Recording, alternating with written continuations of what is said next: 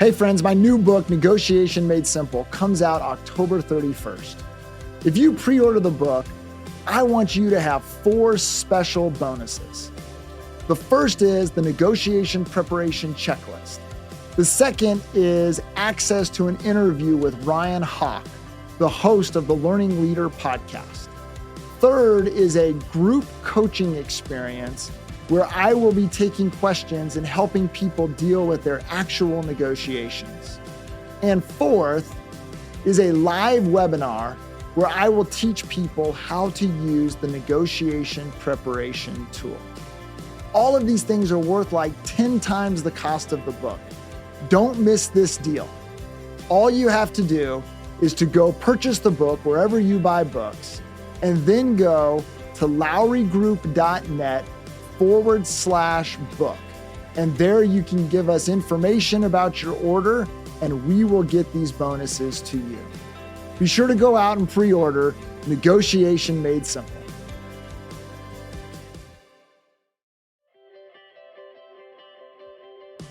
Welcome to Negotiation Made Simple. I'm your host, John Lowry. Today, we're going to go in a little bit of a different direction. We're going to think about our role as a parent in the context of negotiation. Now, the reality is we all play very different roles in life.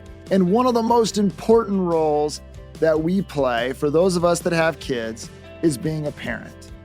Now, negotiation, while it's a skill we use in business and it's a skill we use at work or a skill we use as a consumer, the reality is this skill is critical to our success in parenting our kids. And the reason it's critical is because it's the way we work through problems. It's the way in which we make decisions. It's the way in which we can encourage our kids to do things that they don't want to do, but they need to do. And so in this episode, what I'm going to do is give you some ideas on how it is that by becoming a better negotiator, you can become a better parent. And in doing so, I hope that we can create an environment where you can raise healthy and happy kids and negotiate through all the difficulty of that adventure. One of the things about negotiation is it is a professional skill and a personal skill. What that means is that we negotiate in all areas of our life. If you remember, I've defined negotiation as a strategic communication process to get a deal or to solve a problem. Now, we certainly do that at work. We look at our email inboxes and they're full of problems. They're full of deals we're trying to put together. We do this every single day as a professional. But the reality is that we also negotiate every single day in our personal lives. And so what I wanted to do was to create a segment to where we would talk about some of the different roles that we play in life and how it is that we apply good negotiation theory and practice to those particular roles. Because quite frankly, those roles are many times much more important than the roles that we play in our professional lives. So for example, many of you are parents, many of you are spouses, many of you are family members. Obviously, we have sets of friends out there. All of these relationships that we hold so dear to us, these relationships are held up by our ability to work through and negotiate life. Because we've got to make decisions about how we use our resources. We've got to make decisions about the values and the standards that we bring to the table. We've got to make decisions about what it is that we want to do for the next vacation or the next meal out. All of these decisions require some level of negotiation because even though we're in the context of family or the context of a sports team or the context of a friend group, the reality is we have different interests and it's going to require negotiation in order to get through and to advance that relationship. And so today I want to focus on the negotiator as parent and think about the parenting relationship. Now, I'm going to be speaking to parents here, and it's really, really important to understand that our relationship with our children, it largely depends on how well we negotiate, especially as they get older. But that's really true when they're younger as well. And so I love to tell the story about when my children were really young and my son Deacon, he used to come down the hall every night. We'd put him to bed. He'd stay in bed for a couple of hours. Inevitably, he would wake up and he'd come down the hall. And so here comes Deacon, the pitter patter down the hall. I'd hear it, but I would get woken up when I got the nudge in my back. And the nudge in my back came from my wife, Melissa. And the nudge required no words. It required no interpretation, no explanation. I knew what the nudge was all about. And the nudge basically meant, John, it's your turn to get up and take care of Deacon. Now, knowing what was best for me, I did that. But I do want you to understand that I'm not even awake. And it's 1 a.m. I'm halfway through my night's sleep. And yet I'm already engaged in my first negotiation about who's going to get up and take care of Deacon.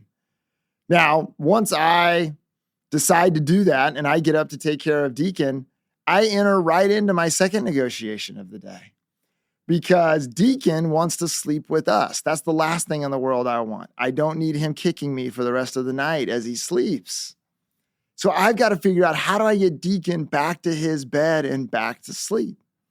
Now, Deacon has the ultimate trump card because Deacon, if he doesn't like where this is going, he's going to start crying. It is the ultimate negotiation tactic. And the reason that kids cry is because it works. So many times they cry and parents respond. It's a negotiation. And so I've got to figure out how to keep Deacon from crying because I don't want him to wake up the other 2 kids where I'll just find myself in multiple negotiations. And so notice, even with our youngest children, we are negotiating, sometimes to get them back in the bed, sometimes to get through the day. Now, as kids get older, they get more savvy and more mature in how they negotiate, but the negotiation doesn't end.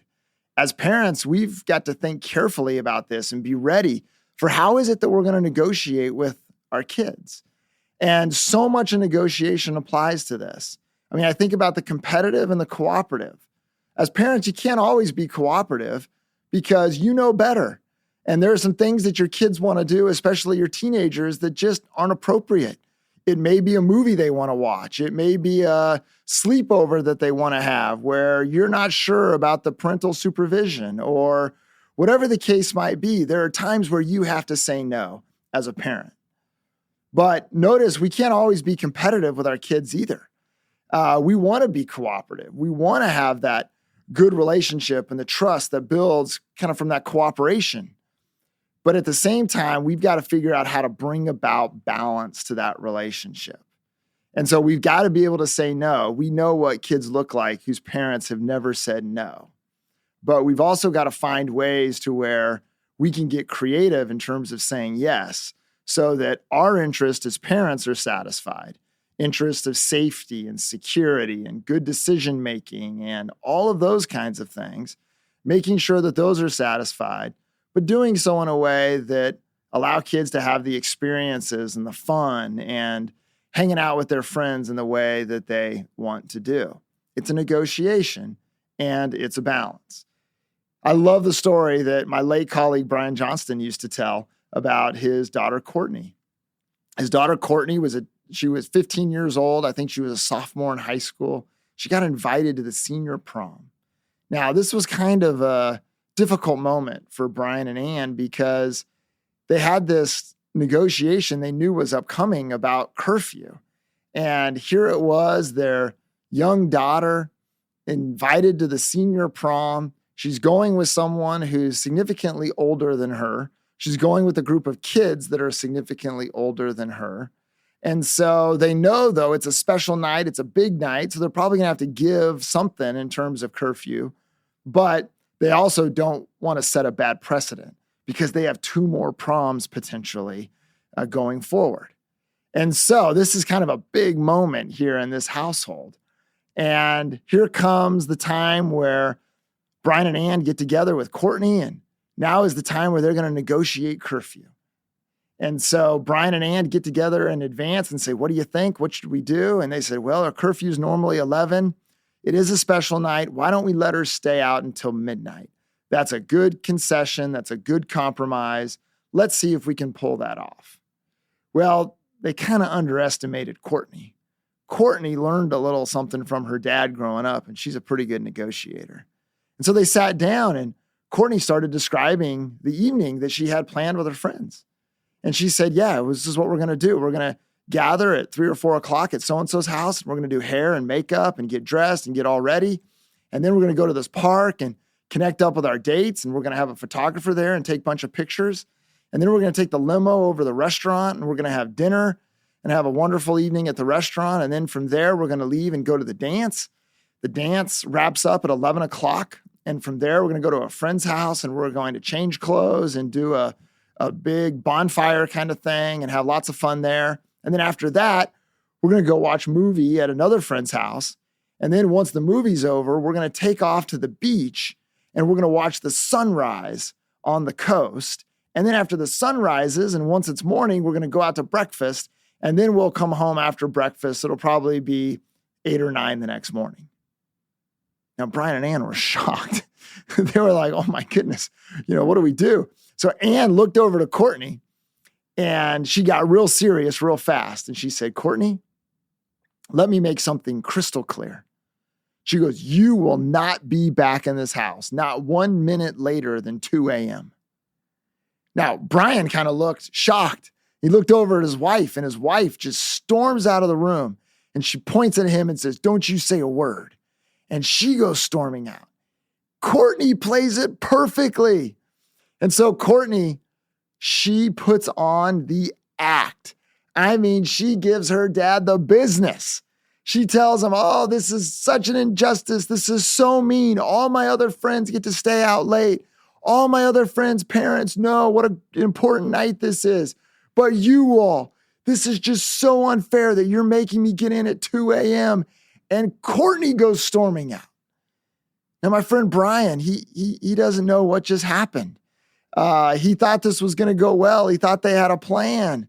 But now all of a sudden, Courtney's mad and Ann's mad, and he's got to figure out how to put this whole thing back together.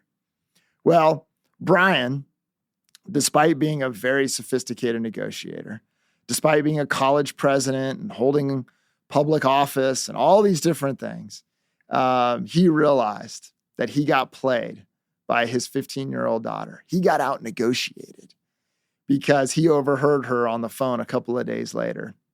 And Courtney was talking to her friend. This was back when we had landlines, if you remember those, where you could overhear conversations in the house. Courtney's talking to her friend and she's like, I can't believe it. I can't believe I got 2 a.m. And she was so excited to be able to stay out until 2 a.m. And so even in those kind of negotiations, we got to watch out because somewhere, some way, our kids inherently know how to negotiate really, really well. As we think about negotiation, I think it's a really effective tool to get kids to do what we need them to do or what they need to do in a way that doesn't create a lot of tension, doesn't create a little conflict, and actually gets them to do it. And so I think about my daughter who's a basketball player, and I don't want to be that parent at the end of every game where I tell her all the mistakes she made, even though I see things that she could do better on the court, or I see mistakes that she's making, or ways that she's being exploited defensively because her feet aren't right, or lots of different things that I see during a game. And so you've got to think about how do you negotiate in a way that actually is going to change behavior. If I just tell her, hey, Brooklyn, listen, that was a bad game. You didn't do this very well and you didn't do that very well. All she's going to do is turn that off. Like that's not going to be a very good tactic in terms of thinking about how to get her to think about it and change behavior so she gets better. And so I learned this from Trent Dilfer, the football coach at UAB, who described this in terms of his daughters in sports that I think is really good. And it's a great little negotiation tool. And it's the you're awesome, but. You're awesome, but. And so what a great way in terms of engaging kids and negotiating with kids in terms of saying, hey, listen, you're awesome. And tell your kids why they're awesome. Or in the context of the negotiation, tell them why they're awesome in that context. In my case, I need to tell Brooklyn why she's an awesome basketball player and what she's done really, really well. And then just drop in the but. But we got to pay attention when and fill in the blank. Or we got to think about or maybe go work and practice on this. And so the you're awesome, but it's a great skill in terms of providing kids with the psychological satisfaction that they need with protecting their self-esteem, which is really, really important. But then also getting what you need out of them. I think about this with my boys, and we have a conversation about working in the yard. And I'll ask them what their day is, and I'll say, that's great. Like, I want you to have fun. I want you to do all those things, but we got to do a bag of leaves, or we got to get the yard mowed, or we've got to do whatever it is. And I find that if you set it up with what they want to do, and then you find a way to work in what you need them to do or what they need to do, for some reason, it just seems to work a bit better. And so, as parents, you're going to have moments today. You're certainly going to have them tomorrow in terms of having to negotiate with your kids. And I hope you'll think about all the things that we've talked about, because everything we've talked about in the professional context, it applies to the personal context as well, and it applies to the parental context. And so think about the different styles of satisfaction, the process, the people, and then ultimately the product. And if you think about those and recognize that as parents, we have to think about the processes. And in doing that, we've got to take care of the people that we love. If we do that really well, then usually the problems that come or the decisions that get made, those become easier to deal with. And as a result, I hope what this means is that it will lead to a healthier and happier life.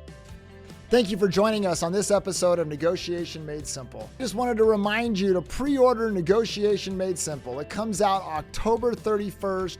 We have some great pre-order bonuses that are available to you if you will order now. Go to wherever you buy books, and it should be available there. To get access to your bonuses, go to lowrygroup.net/book. And there you will receive 4 bonuses that are worth about 10 times more than this book that will help you in your negotiation preparation and help you get ready to deliver an outstanding negotiation outcome on your next deal.